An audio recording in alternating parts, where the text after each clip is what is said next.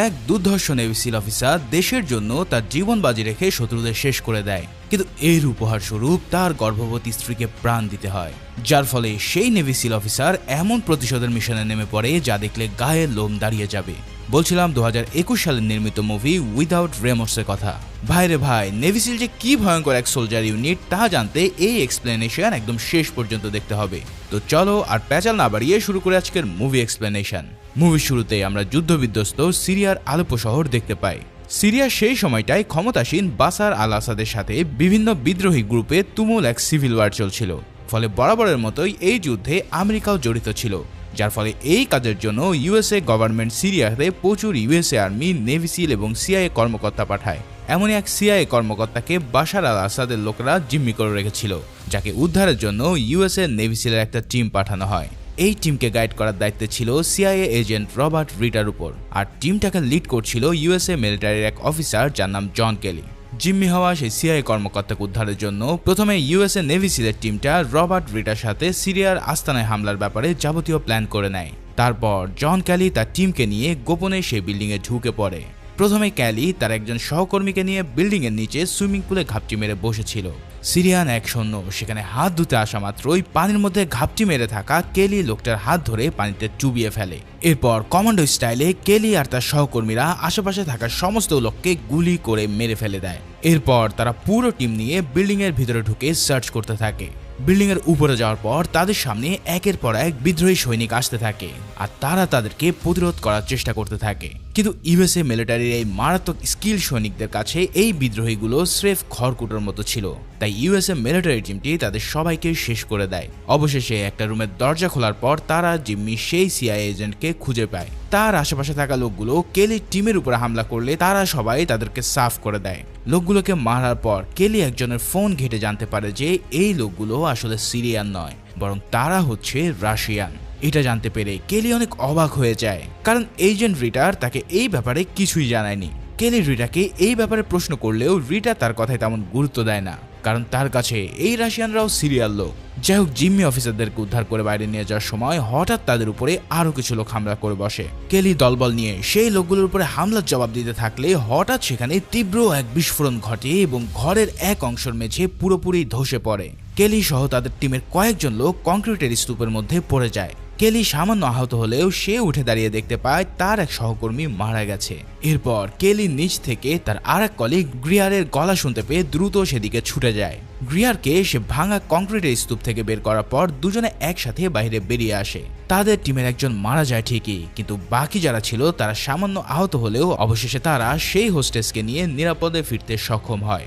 এর 3 মাসের পরের দৃশ্যে দেখা যায় সিরিয়ান সিভিল ওয়ারের ডিউটি থেকে ছুটি পেয়ে কেলি এখন তার বাসায় অবস্থান করছে।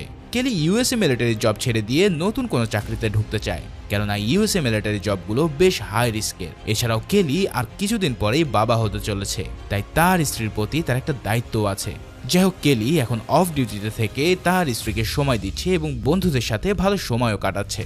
এদিকে কেলির নেতৃত্বে থাকা সেই স্পেশাল অপারেশন টিমের বাকি মেম্বাররাও তখন নিজ নিজ পরিবারের সাথে সময় কাটাচ্ছিল, কিন্তু হঠাৎ এই টিমের সমস্ত মেম্বারদের উপরে কারা যেন অ্যাটাক শুরু করে দেয়। প্রথমে তারা একজনকে তাদের বাড়ির সামনে গাড়ি দিয়ে পিষে মারে, তারপর আরো একজনকে রাস্তায় গাড়ি চালানো অবস্থাতেই গুলি করে মারে, আর তারপরের হামলাটাই হয় কেলির উপর। সেদিন রাতে তার স্ত্রী প্যামের সাথে না ঘুমিয়ে আলাদা জায়গায় ঘুমোতে গিয়েছিল, কারণ প্যামের ডেলিভারি ডেট প্রায় চলে এসেছিল। রাতে যখন কেলি ঘুমানোর আগে তার হেডফোনে গান শুনছিল, ঠিক তখনই হঠাৎ তার বাসার সমস্ত ইলেকট্রিসিটি চলে যায়। অ্যাটাকারদের একদল নিঃশব্দে তার বাসায় ঢুকে প্রথমে মেইন সুইচ অফ করে দেয়। এরপর তারা বাড়ির দোতলায় উঠে কেলির স্ত্রী প্যামকে ঘুমন্ত অবস্থায় দেখতে পায়। এই অবস্থাতেই কিছু চিন্তা করা ছাড়াই তারা ঘুমন্ত প্যামের উপরে সাইলেন্সার লাগানো বন্দুক দিয়ে গুলি চালিয়ে তাকে হত্যা করে। এই লোকগুলো এতটাই মারাত্মক যে যে কাউকে খুন করা তাদের কাছে এক প্রকার দুধ ভাত ছিল। যাই হোক, ইলেকট্রিসিটি চলে যাওয়ার পর ঘরের উপরতলা থেকে শব্দ শুনে কেলি বুঝতে পারে তার বাসায় নিশ্চয়ই কেউ ঢুকেছে। তাই সে দ্রুত পিস্তল আর টর্চ নিয়ে ধীরে ধীরে উপরের দিকে যেতে থাকে। সিঁড়িতে ওঠার পর তার সাথে অ্যাটাকারদের একজনের দেখা হলে কেলি দ্রুত গুলি চালিয়ে লোকটাকে খতম করে দেয়। গুলির আওয়াজ শুনে আরো একজন এগিয়ে আসলে কেলি সেই লোকটাকেও শেষ করে ফেলে। এরপর কেলি যখন প্যামের রুমের দিকে যেতে থাকে তখন আরো একজন এসে কেলির উপরে হামলা করে দেয়। এবার কেলি লোকটাকে গুলি করতে সক্ষম হলেও সে নিজেও বেশ কয়েকটা গুলি খেয়ে মেঝেতে পড়ে যায়। দুজনেই আহত অবস্থায় কাতরাতে থাকলে সেই লোকটা অবশেষে নিজের মাস্ক খুলে ফেলে। কেলি তার হাত থেকে ছিটকে পড়া টর্চের আলোয় দেখতে পায় সেই লোক একজন রাশিয়ান। অর্থাৎ 3 মাস আগে সিরিয়ার সেই গৃহযুদ্ধে কেলির টিম রাশিয়ানদেরকে মারার কারণে রাশিয়ানরা এখন তার উপর প্রতিশোধ নিচ্ছে। ফলে এই হামলা নিশ্চয়ই রাশিয়ার কোনো গোপন সংস্থার কাজ। সেই রাশিয়ান লোকটা আহত অবস্থায় কেলিকে গুলি করার চেষ্টা করে ব্যর্থ হয়, কারণ তার পিস্তলের গুলি শেষ হয়ে গিয়েছিল। লোকটা তখন কোনোভাবে দৌড়ে উঠে খোঁড়াতে খোঁড়াতে বাইরে চলে যায়। কেলিও তখন অত্যন্ত কষ্টে গুলিবিদ্ধ অবস্থাতেই নিজেকে মেঝেতে টেনে টেনে প্যামের ঘরের দিকে যেতে থাকে। তার শরীর থেকে তখন প্রচুর রক্ত ঝরছিল। এই অবস্থাতেই কেলি কোনো মতে প্যামের বিছানার কাছে গিয়ে দেখতে পায় বিছানার চাদর রক্তে ভেসে গেছে। এর মানে তো তোমরা বুঝতেই পারছো, নিজের প্রাণের চেয়ে প্রিয় অন্তঃসত্ত্বা স্ত্রী প্যামের এই অবস্থা দেখে কেলি আর সহ্য করতে পারে না। তাই সে প্রচন্ড চিৎকার করতে করতে সেখানেই অজ্ঞান হয়ে যায়। পরের দিন সকালে সিআইএর লোকেরা খবর পেয়ে কেলিকে হসপিটালে নিয়ে যায়। এরপরের এক জরুরি মিটিংয়ে সিআইএর এজেন্ট রিটা সবাইকে জানায় গতকাল সিরিয়ায় পাঠানো স্পেশাল অপারেশনের টিমের 3 জনের উপরে প্রাণঘাতী হামলা হয়েছে। তাই সিআইএ ও এফবিআইয়ের পক্ষ থেকে বাকি টিম মেম্বারদেরকে সিকিউরিটির ব্যবস্থা করা হয়েছে। কিন্তু কেলির কলিগ গ্রিয়ার এই ব্যাপারে খুশি ছিল না, কারণ সে মনে করে সিআইএ আর রিটারের গাফিলতির জন্যই আজকে তার বন্ধু কেলি এবং বাকি টিম মেম্বারদের এই অবস্থা। রিটারের ব্রিফিং থেকে ফেরার পর গ্রিয়ার হসপিটালে বন্ধু ক্যালিকে দেখতে যায়। কেলির জ্ঞান ফিরে আসার পরে সে গ্রিয়ারের কাছে খুনিদের ব্যাপারে জানতে চায়। গ্রিয়ার জানায় খুনিদের কারোর পরিচয় এখনো নিশ্চিত করা যায়নি।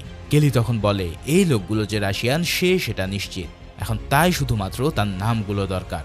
যে লোকটা তার হাত থেকে বেঁচে পালিয়ে গেছে তার নাম জানতে পারলেই কেলি অপারেশন শুরু করবে, কারণ সে নিজের স্ত্রীর নির্মম হত্যার প্রতিশোধ নিয়েই ছাড়বে। কিন্তু গ্রিয়ার তখনকার মতন তাকে কোনোই সাহায্য করতে পারে না। এর কিছুদিন পর কেলি ধীরে ধীরে সুস্থ হয়ে উঠতে শুরু করে। আর অন্যদিকে গ্রিয়ারের সাথে হঠাৎ ইউএসএ ডিফেন্স সেক্রেটারি দেখা করতে আসে। সেক্রেটারি ক্লে গ্রিয়ারকে রিটার সাথে তার মিটিংয়ে উপস্থিত থাকতে বলে। সেই মিটিংয়ে রিটার জানায় যে সিআইএর ইনভেস্টিগেশনে জানা গেছে যে কেলির উপরে হামলাকারীরা রাশিয়ান সংস্থা এফএসবি এর লোক। সিরিয়াতে তারা যে রাশিয়ানদেরকে মেরেছিল তাদের মধ্যে এফএসবি এর প্রধানের ছেলে ইউরি জেলিন ছিল, তাই তারা এখন এই টিমের উপরে প্রতিশোধ নিচ্ছে। রিটার আরও জানায় যে সিআইএ এই কেসটাকে আর বেশি আগাতে চায় না, কারণ এই কেস আরও আগালে রাশিয়াদের সাথে একটা যুদ্ধ লাগার সম্ভাবনা বাড়বে। কিন্তু গ্রিয়ার এই কথা শুনে ভীষণ রেগে যায়, কারণ এভাবে বিনা বিচারে এই খুনিরা পার পেয়ে যাবে সেটা তো হতেই পারে না। তবে এই মিটিং শেষে গ্রিয়ার হসপিটালে আবারও কেলির সাথে দেখা করতে যায়। সে কেলিকে সিআইএর একটা ক্লাসিফাইড ফাইল দেয় যেটাতে সে আসার সময় নিয়ে এসেছিল। সেই ফাইলে কেলির উপরে হামলা করা 3 জন লোকের নাম ছিল, কিন্তু যে লোকটা পালিয়ে গেছে তার কোনো নামই ছিল না। তবে সেই লোকটাকে খোঁজার জন্য একটা গুরুত্বপূর্ণ ক্লু সে ফাইলে ছিল। কেলি এই ফাইল থেকে অ্যান্ড্রে ভ্যাসিলিয়েভ নামের একজন রাশিয়ান কূটনৈতিকের ব্যাপারে জানতে পারে, যে এই 4 জনের পাসপোর্ট ইস্যু করেছিল। অর্থাৎ এই লোকগুলোর কাছ থেকে সে এফএসবি পর্যন্ত পৌঁছে যেতে পারবে। যদিও সিআইএ এই কেসটাকে আর ঘাটতে চায় না, তবে কেলি সিদ্ধান্ত নিয়ে ফেলেছে যে তার স্ত্রীর মৃত্যুর প্রতিশোধ সে নিয়েই ছাড়বে। এরপর হসপিটাল থেকে ছাড়া পাওয়ার পরে কেলি প্রথমে তার বাসায় আসে। নিজের স্ত্রীর মৃত্যু শোক তখনও তার ভিতরে কুড়ে কুড়ে খাচ্ছে, তাই সে নিজের উপরে প্রায় কন্ট্রোলে হারিয়ে ফেলে। তবে একটু পর কিছুটা স্বাভাবিক হয়ে আসলে সে তার ঘরে ইমার্জেন্সির জন্য লুকিয়ে রাখা সব অস্ত্র বের করতে থাকে। এরপর সে রেডি হয়ে রাশিয়ান এম্বাসির দিকে রওনা দেয়। এম্বাসির সামনে গিয়ে ড্রাঙ্ক হওয়ার ভান করে সে এম্বাসির ভেতরে ঢোকার চেষ্টা করে, কিন্তু সিকিউরিটি গার্ডরা তার পাগলামো দেখে তাকে আটকে ফেলে। তবে একটু পরেই কেলি সেই রাশিয়ান কূটনৈতিক ভ্যাসিলিয়েভকে বের হতে দেখে গাড়ি নিয়ে তার পিছু নেয়। ভ্যাসিলিয়েভের পিছু নিতে নিতে কেলি 911-এ ফোন করে জানায় কেউ একজন ওই অ্যাম্বাসিডরের পিছু নিয়েছে আর সে তাকে মারতে চায়। কিন্তু কেলি আসলে 911-এ নিজের গাড়ির ডিটেলসই দিচ্ছিল। এমন কাজ করার পিছনে তার একটা মারাত্মক প্ল্যান ছিল, যেটা আমরা একটু পরেই জানতে পারবো। এয়ারপোর্টের কাছাকাছি যাওয়ার পর কেলি তার গাড়ি নিয়ে প্রচন্ড বেগে ভ্যালিয়েভের গাড়িতে ধাক্কা দিয়ে দেয়। গাড়িটা আটকে যাওয়ার পর কেলি গাড়ির চারপাশে পেট্রোল দিয়ে আগুন ধরিয়ে দেয়। এরপর দাও দাও করে জ্বলতে থাকা আগুনের মধ্যেই সে গাড়ির দরজা খুলে ভিতরে ঢোকে। ভিতরে ঢোকার পরেই কেলি ভ্যাসিলিয়েভের কাছ থেকে সেই চতুর্থ ব্যক্তির নাম জানতে চায়, কিন্তু ভ্যাসিলিয়েভ তাকে নাম না বলে উল্টো বলে বসে, কিরে তুই এখনো মরিসনি?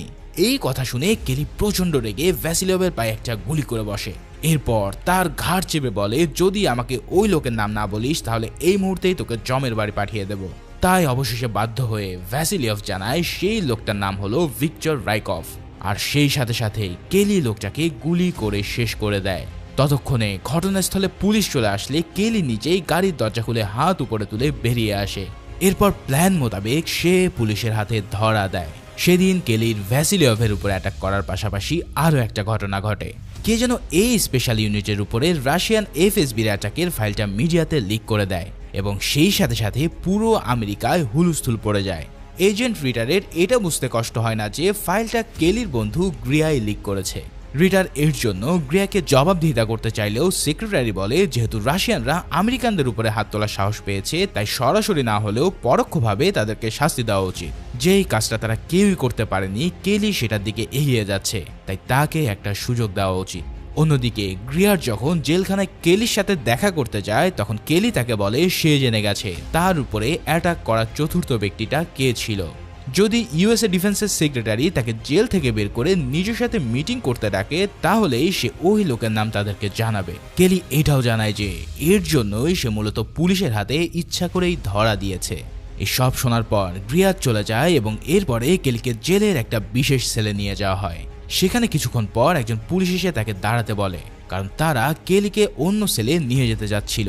কিন্তু কেলি সেই পুলিশের কথা একদমই পাত্তা না দিয়ে এক চুলো নড়ে না। ওই পুলিশ চলে যাওয়ার পর কেলি তার বিছানার কাপড়টা নিজের হাতে পেঁচিয়ে নেয়। এরপর সে বেসিনের ট্যাপ ছেড়ে দিয়ে নিজের গায়ে পানি মেখে নিজেকে পিচ্ছিল করে নেয়। তারপর সে মেঝেতেও পানি ফেলতে থাকে যাতে মেঝেও পিচ্ছিল হয়ে পড়ে। এর কিছুক্ষণ পরেই তিনজন সোয়াট কপ তার রুমে এসে ঢুকলে ওই তিনজনের সাথে সে একাই ফাইট শুরু করে দেয়। তিনজন লোক মিলেও কেলিকে কিচ্ছুই করতে পারে না, কারণ কেলি ছিল হ্যান্ড টু হ্যান্ড কম্ব্যাটে অত্যন্ত পারদর্শী একজন মিলিটারি পার্সন। সোয়াটের দুজনকে মেরে কুপকাত করে দেওয়ার পর কেলি 3 নম্বর লোকটার ঘাড়ে চেপে বসে। দরজা খুলে আরো সোয়াট টিম ভিতরে ঢুকতে চাইলে কেলি ওই লোকের ঘাড় মোটকে দেওয়ার হুমকি দেয়। অগত্যা সোয়াট টিম ভিতরে না ঢুকেই বাইরে দাঁড়িয়ে ভাবতে থাকে যে কিভাবে তারা এখন এই নেভি সিলের মুখোমুখি হবে। ঠিক তখনই কেলির সাথে দেখা করতে আসে USA marshal Kevin Townsend. Marshal কেলিকে সেলের ছোট্ট পকেট দিয়ে একটা মোবাইল ফোন দেয়। কেলি ফোনটা কানের কাছে ধরে জানতে পারে ওপাশ থেকে গ্রিয়ার কথা বলছে।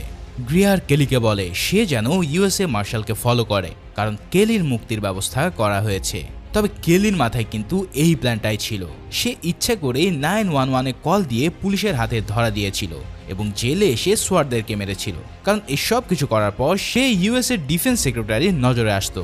আর এখন সেক্রেটারি ক্লেই কিন্তু তার মুক্তির ব্যবস্থা করে দিয়েছে।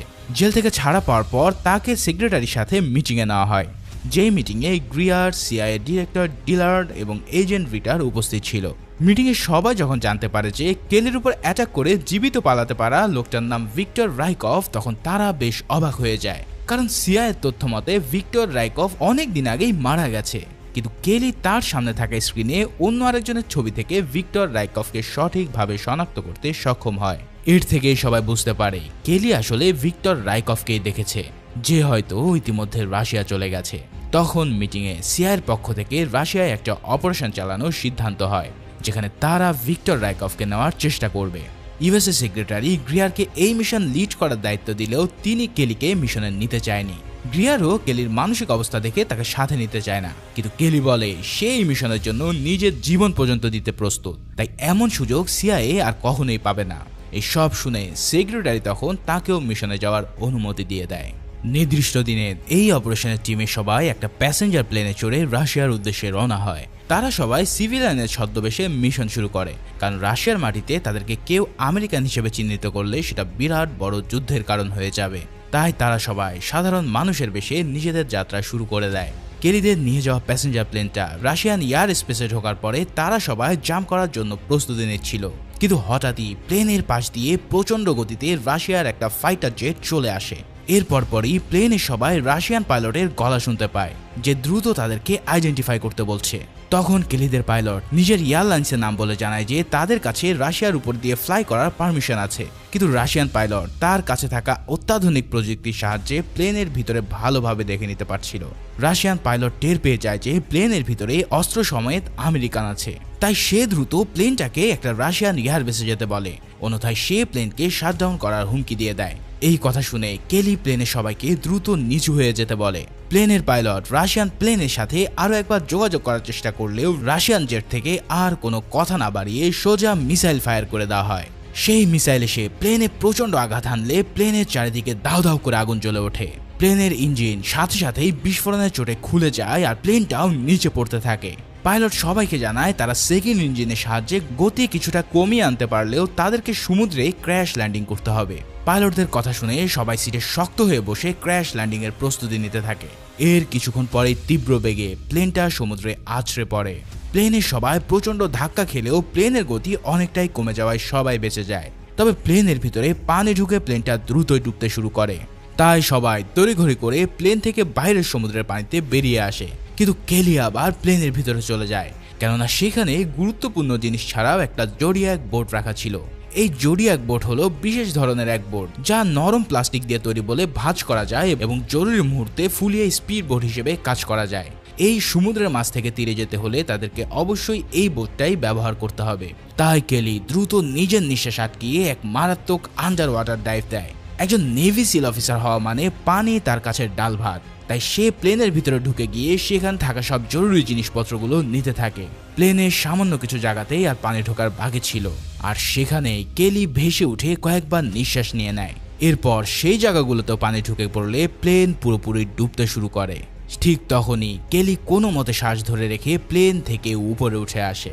অবশেষে সেই জোডিয়াক বোট আনতে পারার কারণে তারা সবাই বোটটাকে ফুলিয়ে উঠে পড়ে এবং তীরে পৌঁছে যায়। তীরে পৌঁছানোর পর একটু রেস্ট নিয়ে কেলি এবং তার টিমরা এবার সেখানে যায় যেখানে আগে থেকে রিটার তাদের জন্য অপেক্ষা করছিল। কেলি রিটারকে সন্দেহ করতে শুরু করে, কেননা রিটার শেষ মুহূর্তে তাদের সাথে এই প্লেনে যায়নি। কেলি ধারণা করে বসেছিল যে রাশিয়ান এয়ারফোর্সকে রিটারই এই খবর পাচার করে দিয়েছে, আর রিটার হচ্ছে রাশিয়ানদের এক গোপন এজেন্ট। তাই সে রিটারকে দেখা মাত্রই তাকে দেওয়ালে চেপে ধরে। রিটারের সাথে সেখানে বেশ কিছু রাশিয়ান লোক ছিল, যাদেরকে দেখে কেলির সন্দেহ আরো বেড়ে যায়। কিন্তু রিটার বলে সে মনে করেছিল যে কেলিরা সবাই মারা গেছে, তাই সে এই মিশন চালিয়ে যাওয়ার জন্য টাকার বিনিময়ে কিছু রাশিয়ান ভাড়া করে নিয়েছে। কেলি রিটার উপরে এতটাই ক্ষিপ্ত ছিল যে সে রিটারের মাথা বরাবর 1 ইঞ্চি দেওয়ালের উপরে গুলি চালিয়ে বসে। এত কাছ দিয়ে গুলি চলে যাওয়ার কারণে রিটারের চোখ পুরো অন্ধকার হয়ে যায়। শেষে গ্রিয়ার এসে কেলিকে শান্ত করার পর কেলি রিটারকে ছেড়ে দেয়। রিটার এবার তার ইন্টেলিজেন্সকে কাজে লাগিয়ে ভিক্টর রাইকভের লোকেশন বের করে ফেলে। এরপর তাদের পুরো দল মিলে সোজা ভিক্টর রাইকভকে ধরতে চলে যায়। সেই বিল্ডিং এ ঢোকার পর কেলি হঠাৎ বিল্ডিং এর করিডোরের দরজা বন্ধ করে দিয়ে হুকটা বাঁকিয়ে দেয়, কারণ সে রাইকভের সাথে একাই হিসাব নিকাশ মেটাতে চায়। দলের বাকি সবাই বাইরে আটকা পড়লে কেলি একাই ঘরের ভিতরে যেতে শুরু করে। এরপরে কেলি সামনের দিকে রাইকভের ভয়েস শুনতে পায়, যে কেলিকে তার বাড়িতে স্বাগত জানায়। কেলি ধীরে ধীরে তার দিকে এগোনোর পর সে রাইকভকে দেখতে পায়। রাইকভ কেলিকে বলে, তুমি কি জানো আমিও সিয়ার জন্য কাজ করি? আমরা দুজনে তো শুধুমাত্র দাবার গুটি। কেলি দেখতে পায় রাইকভ তার হাতে একটা ছোটখাটো বোম নিয়ে বসে আছে। সে রাইকভকে থামানোর আগেই রাইকভ বলে ওঠে, আমি যা করছি ভালোই করছি। এই অবস্থা দেখে কেলি দ্রুত পিছন দিকে যেতে শুরু করে এবং পরক্ষণেই তীব্র শব্দে বোমাটি বিস্ফোরিত হয়। এই বিস্ফোরণের চোটে পুরো বিল্ডিংটা কেঁপে ওঠে এবং আশেপাশের কংক্রিট আর জানালার কাজ ছড়িয়ে পড়ে। কেলির সহযোগীরা ততক্ষণ দরজা খুলে এসে কেলিকে উদ্ধার করে, কিন্তু হঠাৎই তাদের একসঙ্গে গুলি খেয়ে বসে।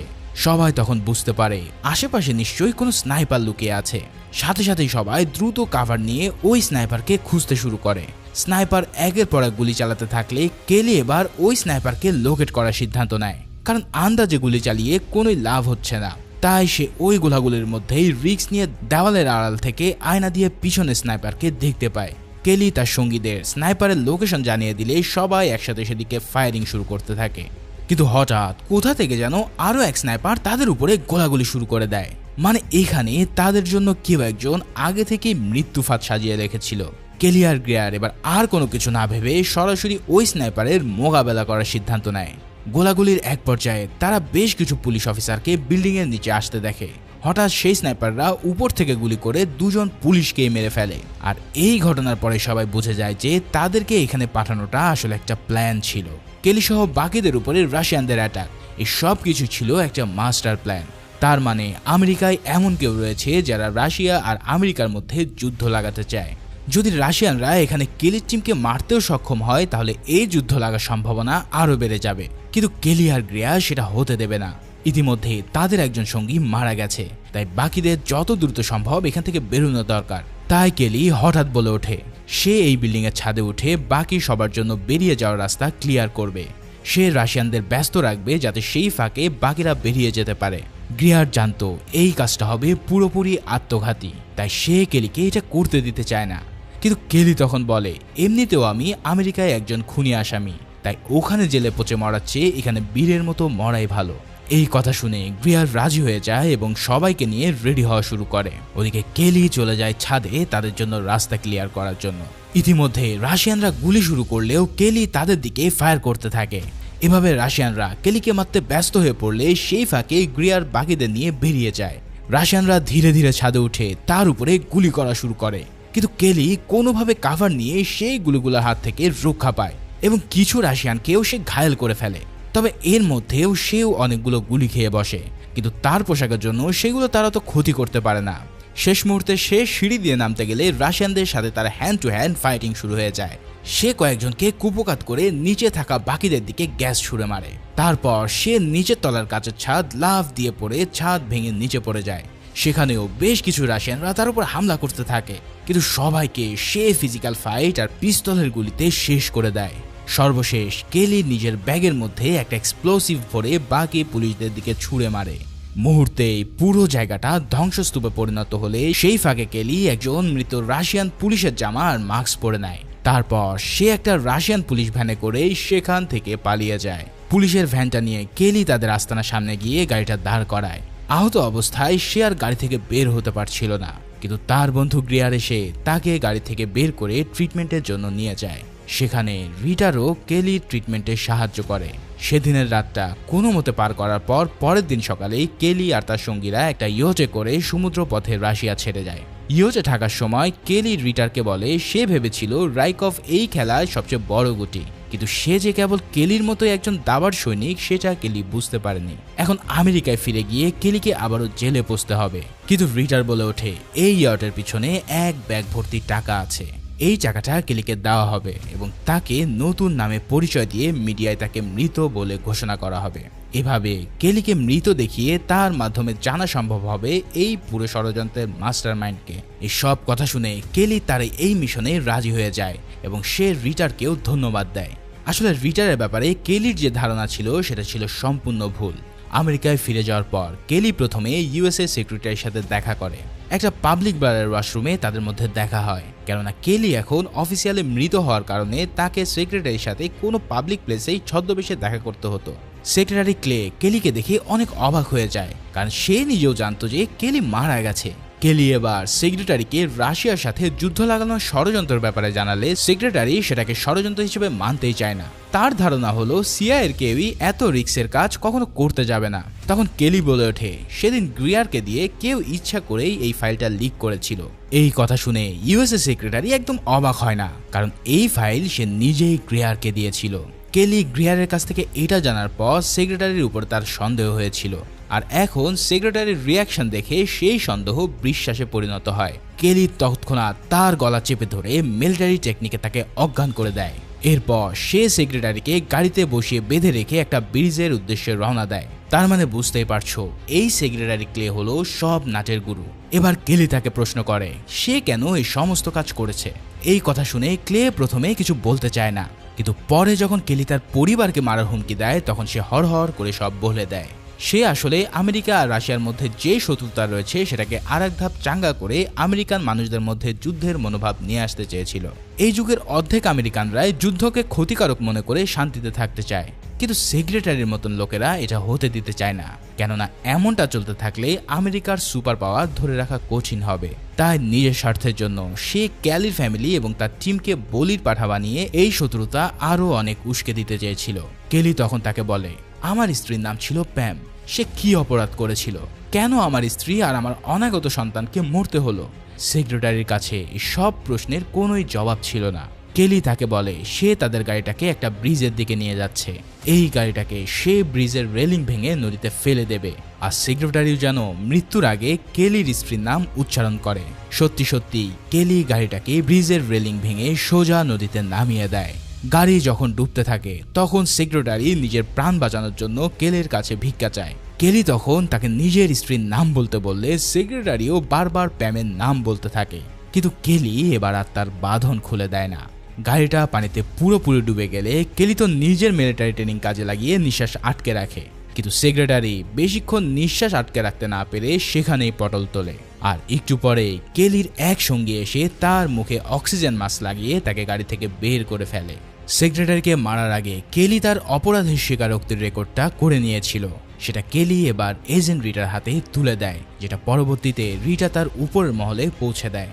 এর কয়েকদিন পর এক রাজকীয় মর্যাদায় এই ঘটনার মৃত সকল ব্যক্তিদের ফিউনারেলের আয়োজন করা হয়। মজার ব্যাপার হলো সেই ফিউনারেলে কেলি নিজেও উপস্থিত ছিল, মানে নিজেই দাঁড়িয়ে নিজের শ্রাদ্ধ দেখার মতন আর কি। এছাড়াও রাশিয়া থেকে বেঁচে ফেরা গ্রিয়ারদেরকেও সরকারি সম্মাননা দেওয়া হয়। ফিউনারেলে শেষ হওয়ার পর কেলি আর গ্রিয়ারের মধ্যে আবার দেখা হয়। গ্রিয়ার কেলিকে এয়ারপোর্ট অবধি পৌঁছে দিয়ে তার নতুন পাসপোর্ট আর আইডি কার্ড দেয়, যেখানে কেলির নতুন নাম রাখা হয়েছে জন ক্লার্ক। অবশেষে কেলি তার সমস্ত কিছু পিছনে ফেলে নতুন জীবন শুরু করে। মুভির একদম শেষ সিনে আমরা কয়েক মাস পরের দৃশ্য দেখতে পাই। এজেন্ট রিটার ততদিনে সিআইএ ডেপুটি ডিরেক্টর পদে প্রমোশন পেয়ে যায়। কেলি রিটারের সাথে দেখা করে তাকে প্রমোশনের জন্য অভিনন্দন জানায়। কেলি রিটারকে একটা মাল্টিন্যাশনাল কাউন্টার টেরোরিজম অর্গানাইজেশন তৈরির প্রস্তাব দেয়, যেটার নাম হবে রেইনবো। এই টিমটার লিড কেলি নিজেই দেবে বলে জানায়, আর রিটাও কেলিকে তার প্রস্তাব ভেবে দেখার প্রতিশ্রুতি দেয়। ঠিক এমনই এক মুহূর্ত দিয়ে এই অস্থির মুভিটা এখানেই শেষ হয়।